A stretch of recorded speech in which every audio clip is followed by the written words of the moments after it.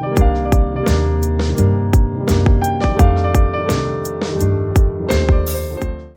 there, welcome back to my channel. My name is Karis Simone, and this will be part 2 of a 3-part series that I'm going to be doing to basically cover the way I do my digital art and how I get to the end result in a lot of my projects. So this video stops right around the midway coloring layer, but part 3 will be picking up from where I leave off today, and then going into a lot more of the effects that I'll apply and how I make the whole piece come together in the end. So without further ado, just wanted to make that disclaimer that this is not the end, but enjoy the video. For this, you want to choose a color that's fairly saturated, but also not too dark, so that you can totally see all your lines. And then you're going to go in with the pen. And the reason for this is because what we're going to do is completely outline the drawing underneath the line work, and then we're going to fill it with the paintbrush. And see, even like this, where the brush was just too big for me to get only the fine details, then it's okay for me to go back, with an eraser and fix that up. But otherwise, I try for the most part to stay within the lines. It's also within this part that I start to realize, like, oh, there's a line missing there. For example, like this arm definitely would be continuing past where it stops. So I can fix that with my shading, my blocking layer, I can fix that with my blocking layer. Now this is the part in my art process that differs depending on the style I'm going for. If I am going for something more realistic, then I'd be going in with black and white, and I'd be going in with my watercolor brush, and then I'd start painting the values of the face in black and white. And the reason for this is because when I'm painting more realistically, like super realistic, and I'll put pieces up on the screen because I have done more pieces like this in the past that I consider more my brand of realism, because they require a lot more blending and they are kind of aiming to mimic more realistic paths of lighting in the face and skin tone and very minimal, if any, line work at all. So when I'm aiming to do that, I do typically start with black and white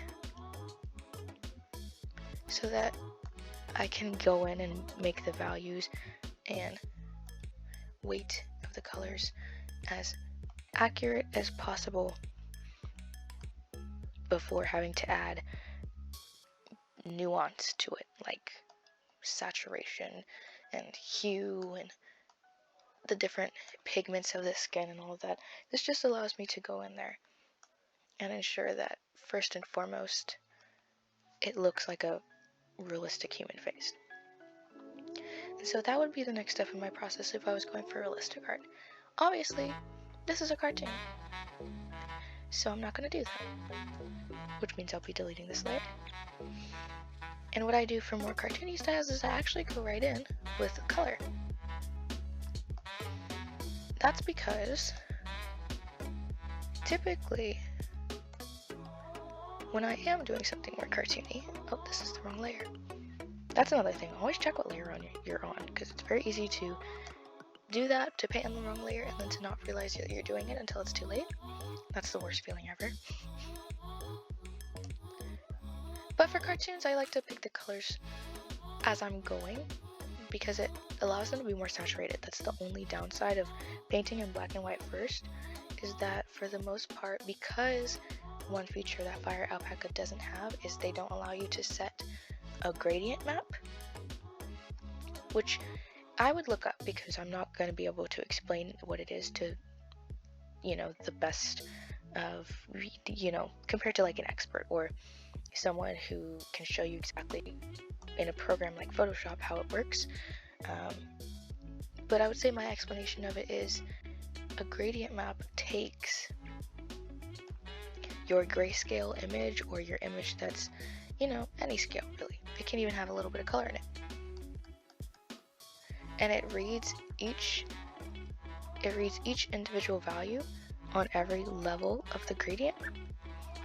And then you can tell your gradient map, oh, I want my colors to be from, you know, this purple color to this pink. And it'll read your gradient map and it'll say, okay, this shade is in this level of saturation or whatever, and it'll adjust the hue to completely replicate all of the values and just change it. So the only thing that's changing is color. And so what that does is it preserves saturation, and depending on your settings, you can also kind of like preserve more saturation than it even would automatically.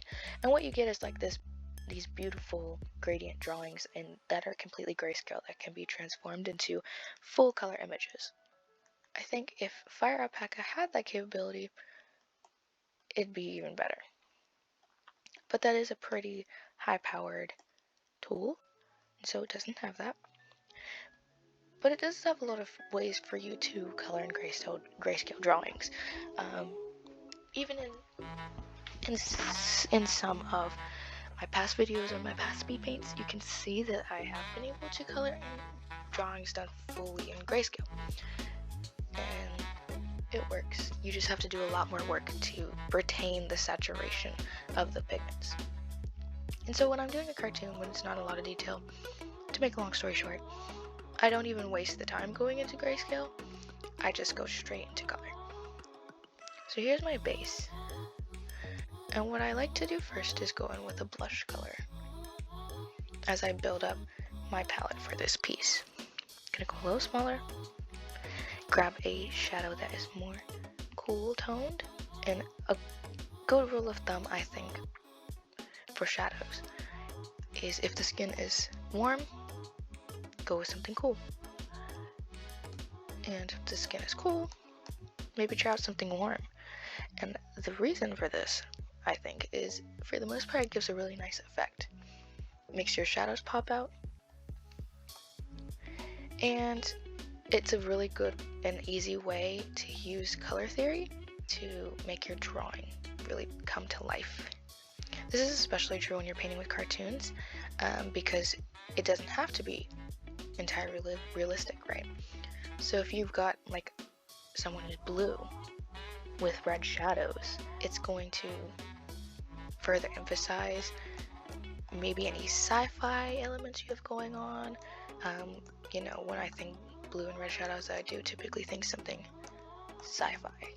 So if that's what you're doing, then that would emphasize that genre. Or let's say you're painting like a blue fairy and you give more of a pinkish hue highlight, you know, that's going to create a really cool effect as well.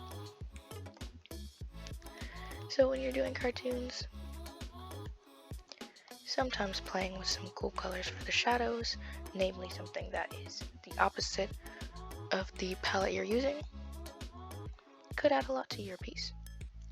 So now I've laid down colors, I've blended them out, started with shadow. Now I'm going to create a new layer, clip it, and go in with highlights. For these I'm going to start really harsh, really bright highlights, and then I'm going to blend them out so they're almost barely there. There's no particular reason why I do this, I just like the way it looks. For an eye color, even if I'm not certain on what color I want to use, I usually just go for the opposite of whatever the dominant color palette is. So because I have something that's really purple, with, you know, flecks of orange, I put in there a turquoisey green, because those three definitely go together. But this turquoise green is a direct contrast to the more fuchsia purple that I've got going on.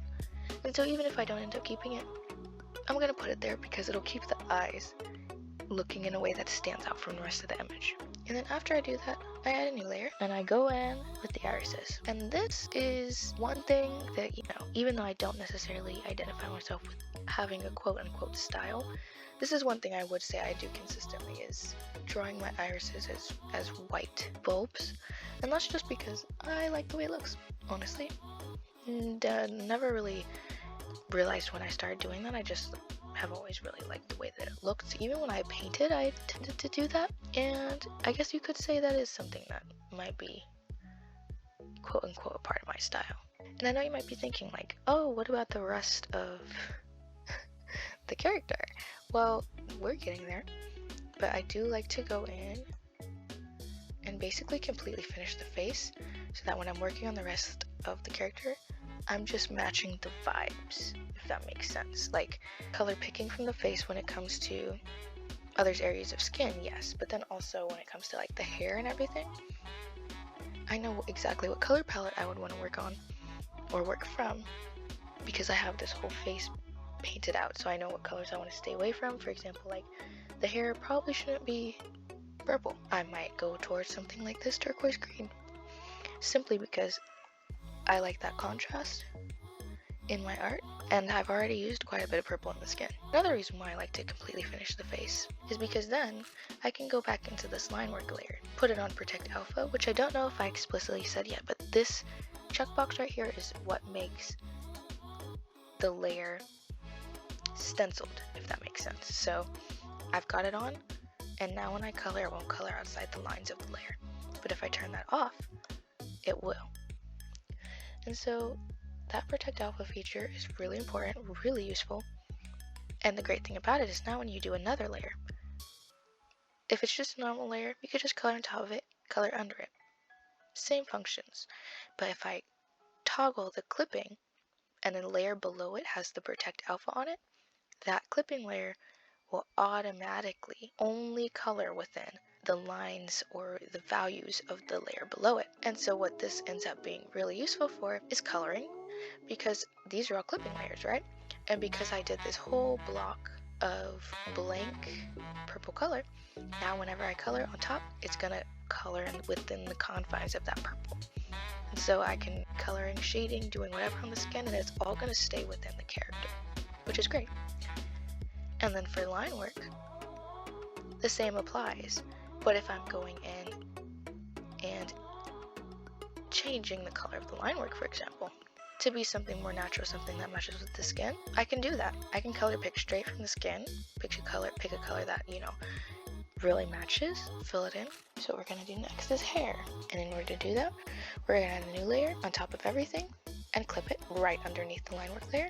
And then, as you'll notice, when you go right in, it's on top of everything except the line work, which is great. That's exactly what we're going for. And what I like to do for the hair is just go in with a color. Doesn't have to be the color I'm going to use, just a color, and block out the shape of the hair, because even though we are clipping and keeping the outside boundaries clean, the inside boundaries are still completely free-handed. So now what I'm going to do is I'm going to take this layer, I'm going to go into Hue in the Filter tab, and I'm going to change around the color until I find something I like. Kind of like this one. So this is what we're going to go with. Then I'm going to take this color, go like a whole step up. I'm going to go back into this line work layer, make a new one. Then I'm going to go over all the hair and make it this new color so that we can distinguish the hair from the skin and start to see what we're working with once again. And this is the whole like making a new layer, that's just so I can do it without interfering with the colors that I previously laid down. Typically, my rule of thumb for the hair is to make the bottoms and right in the middle, right before the top of the head, to make those areas a little darker. So now we're going to add another layer. Take the hair color, go down a little bit more saturated, a little bit darker, and go up color-wise. So that's a little bit more blue. And this is also another rule of thumb that I have, is to, whenever doing shadows, to never just like make a color darker. So once I add in those basic shadows, kind of like to follow the path of the hair and curve them up a little bit. And this is where the hair is going to start to take its form, with the texture and giving it some shape. It doesn't have to be perfect, when we go in and add the highlights, it's gonna start to look even better. And once those edges soften out, I make a thicker color, I go up, and naturally, of course, following my same rule, when I go down, I go up, but when I go up, I go down. So the highlight now is going to resemble something a little bit more green. And what I like to do with this is kind of a C motion. And this obviously changes depending on the hairstyle, but if it's straight hair, I like to stick with this C. And it's a right side up, upside down C. So you go up with the C, and then you go down with the C, and then you connect the corners. And basically, the C is following the natural locks of hair that might be there or that you already drew. And then there's going to be varying levels of intensity. Not every C is going to be the same length. Some will reach higher than others. Some will be longer, some will be shorter. But for the most part, you want them all to be a C shape. At least that's what I want when I draw. I want them all to be a C. So when you are done, you've got this highlight that's kind of sitting on what is now looking like strands of hair. And look just how much depth we've added to this hair layer. Hi there, post-editing Karis here, and I basically wanted to kind of go through and redo this specific part of the narration for the video because I went on this really long tangent about why shading and depth is so important, when really I think we kind of covered that a little bit earlier in the video. But as far as describing my process at this point, now I'm just really adding little touch-ups. The one thing that I think I do the most when I draw out of every other thing I've described is just go with the flow. So if I feel like something needs to be darker here, something needs to be lighter there, I'll just do it. And even if it doesn't necessarily fit with what my quote-unquote style is, I just like to add in whatever colors I think would look nice. For example, adding in like that really bright blue in the line work. At this point, I think my biggest goal is just to create something that looks awesome.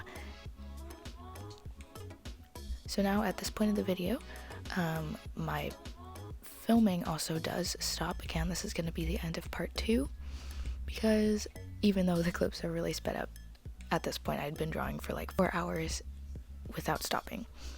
But in part 3, we will be finishing up the coloring layer. And then I'm going to show you like the real nitty-gritty of what makes my digital art, how I make everything come together in the end, and the effects that I use in firealpaca to really take my art to the next level. But that's going to be all for this video.